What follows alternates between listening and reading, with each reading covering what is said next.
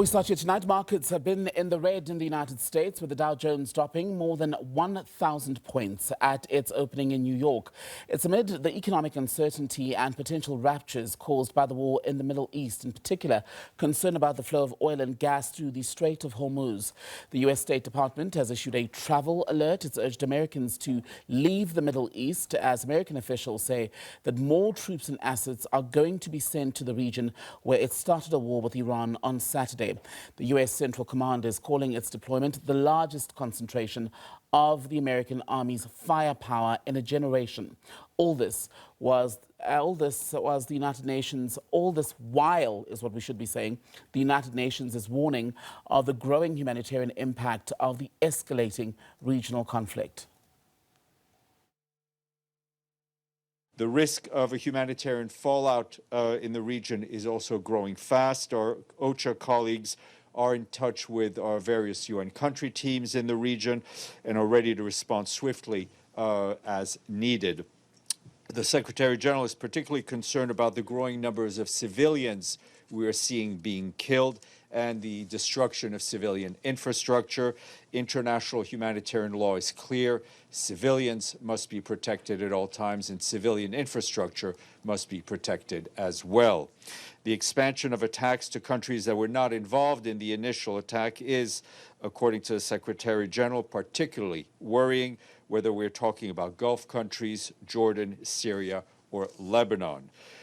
We're also worried about the negative impacts that the military activities in the region as a whole could have on the world economy, and those impacts would, as they often do, hit the most vulnerable the hardest. Well, let's get you more on the war in the Middle East. Bring in SABC News correspondent Sherwin Bryce-Pease, who's watching developments from our bureau in New York. Sherwin, good to see you. So we're seeing this intensification of global market sell-off. This is amid the crisis in the Middle East. What is the latest from the markets in the U.S.? Well, everything in the red, Tembekile, as you well prefaced in that introduction. The Dow currently at down over 600 points. The S&P 500 down about 90 points. The Nasdaq down 319 points, and the volatility continues, right? The oil price, Brent crude oil, now at over $80 a barrel, and analysts saying they expect it to reach over $100 a barrel within days. It is just up more than 5%. On today's readings, and that just tells you about the trajectory we are heading into here. And of course, then the implications are going to be on the pockets of not just Americans or people in the Middle East, but around the world. When you start discussing the possibility of the Strait of Hormuz being shut down by the Iranians, I mean, understand that this is a transit point for 13 million barrels of crude oil per day. It is 31% of oil or seaborne crude flows. In addition to that, you have 20% of global liquefied natural gas passing through this area. So the economic imperative, speaking to what Stefan Dujarric was talking about there, the UN Secretary General's spokesperson, you know, when things go wrong, there are humanitarian consequences. But in addition to that, it is the most vulnerable peoples in the world that suffer. Add to that the travel alerts that the United States have put out, telling Americans to get out of the Middle East. They've issued travel alerts for Qatar, the United Arab Emirates, Oman, Saudi Arabia, where an embassy in Riyadh was hit. Kuwait, the U.S. embassy has also been closed in Kuwait. Iraq, Bahrain, Jordan, Lebanon, and the list goes on. And so the economic disposition that Americans in particular in the region are now facing, having to leave, evacuate essentially, using commercial means, a lot of criticism coming from lawmakers here in the United States criticizing the lack of preparedness by the State Department to assist some of these Americans to get out. Why can't they get out, Tembekile? Because the airspace is closed. If you look at a transit hub like the international airport in Dubai, which is the busiest international airport anywhere in the world, over 1,000 flights per day shut down. They are not transiting right now. So you can begin to understand the economic imperatives here, the economic ripple effect. And I'll tell you one more thing. President Donald Trump loves to talk about when the stock market is up, when it's breaking records. You recall when he talked about it breaching 50,000 points for the first time. It's not at 50,000 points anymore, and he's not talking about the stock market today because it's all in the red.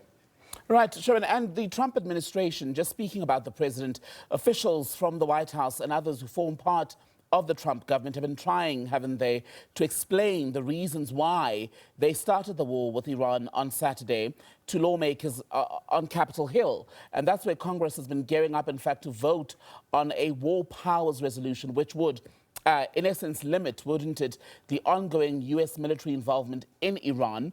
What more do we know about that process and what it possibly might lead to on the ground? Yeah, I think the narrative you're seeing from administration officials seeking to justify this action, Tembekile, can be compared to the volatility you're seeing on the markets. They can't get their story straight. Initially, this was about regime change. Then it was sort of, they walked it back. It wasn't about regime change, even though that could potentially be a consequence given the decapitation of the leadership in Iran that we've witnessed by Israel and the United States. Then they talked about limiting Iran's trajectory towards the disputed notion of them seeking to acquire a nuclear weapon. They want to dismantle their nuclear program. They want to dismantle their ballistic production abilities. They want to decimate the the Iranian Navy so that it doesn't have the kind of leverage to shut down the Strait of Hormuz, for example, as it might have, and so forth, right? And so you're beginning to hear criticism from lawmakers, particularly on the Democratic side.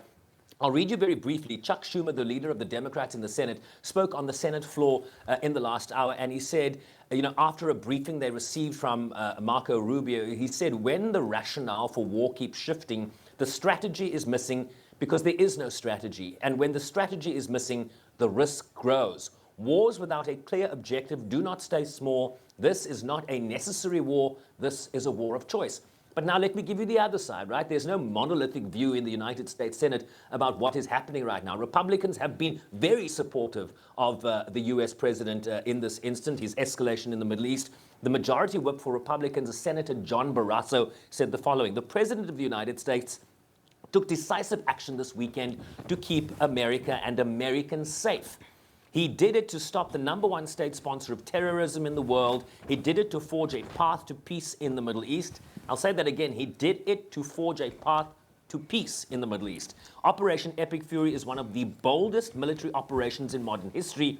I support it fully and without reservation. So if the argument from a Republican senator is that this was an effort to make Americans safe, take into consideration that the State Department is putting out travel alerts day in and day out, telling Americans to leave the Middle East, telling Americans everywhere to take caution, to be aware of the circumstances. Look at local law enforcement in the United States, the NYPD being one example here in New York, where the posture has become so robust in case there are some homegrown responses to what you are seeing in the Middle East. They are focusing on religious places. They are focusing on sensitive locations, diplomatic institutions in New York. You have the United Nations here. Similar sort of positioning you're seeing in capitals like Washington, D.C., for example. And so there is a sense that the narrative coming from certain lawmakers in the country that this was an effort to make Americans safe could be very much undercut by the notion that Americans are perhaps less safe today, based on what you're hearing from the State Department. All right, Sherwin, thank you very much for that. We'll come back to you throughout the evening here on SABC News. That's our correspondent in the United States, Bryce-Pease, with all the latest on the war in the Middle East.